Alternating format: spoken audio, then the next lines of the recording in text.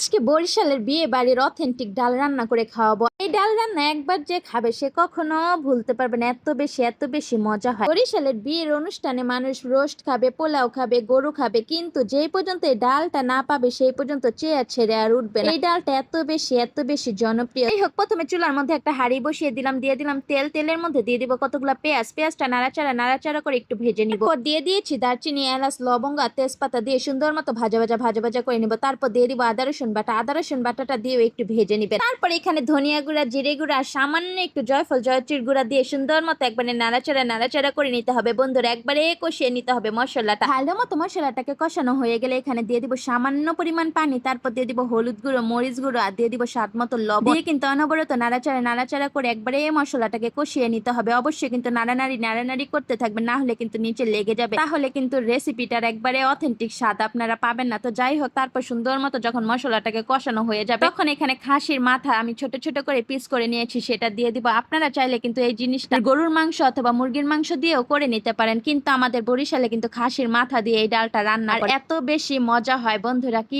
আর বলবো। তো যাই হোক, সুন্দর মতো মাথাটা দিয়ে নাড়াচাড়া করে একবারে মশলার সাথে মিশিয়ে নিব।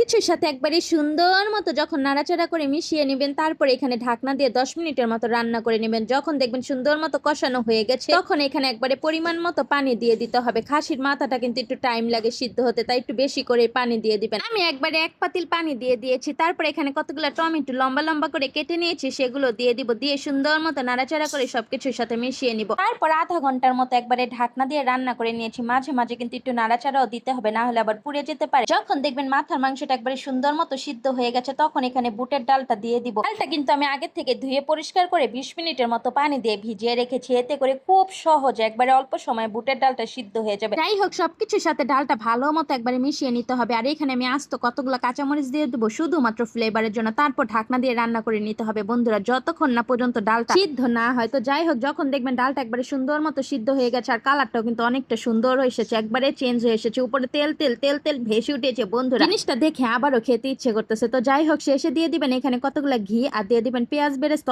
অবশ্যই কিন্তু এই দুইটা জিনিস দিতে হবে। এই দুইটা জিনিস দেওয়ার কারণে জিনিসটা যে এত বেশি মজার হয় বন্ধুরা, বলে বুঝাতে পারবো না। যাই হোক, সবকিছু দিয়ে সুন্দর মতো নাড়াচাড়া করে নিব। যখন দেখবেন একবারে সুন্দর মতো সবকিছুর সাথে মিশানো হয়ে গেছে তখন কিন্তু গরম গরম চুলা থেকে নামিয়ে পরিবেশন করব। কিছুদিন ধরে জামাইটা একবারে পাগল বানিয়ে ফেলেছে তোমাদের বরিশালের ডাল রান্না করে খাওয়া। আরে বেটা, তোমার জন্য দেখো কি নিয়ে এসেছি, মজার একটা ডাল রান্না করে নিয়ে এসেছি, তাও আবার খাসির মাথা দিয়ে। জামাই তো একবারে খাচ্ছে আর খাচ্ছে। ডালটা নাকি আসলে খুবই বেশি মজার হয়েছে। জামাই বলতেছে আর হাসতেছে যে বরিশালের মেয়ে বিয়ে করে কি যে লাভ হয়েছে, এত মজার রান্না খেতে পারি। তো যাই হোক, জামাইয়ের কথা শুনে তো আমি পুরাই খুশি। তো আজকের ভিডিওটি ভালো লাগলে সবার সাথে শেয়ার করে দিবেন, লাইক কমেন্ট ফলো দিতে কিন্তু একটু ভুলবেন না। আল্লাহ হাফিজ।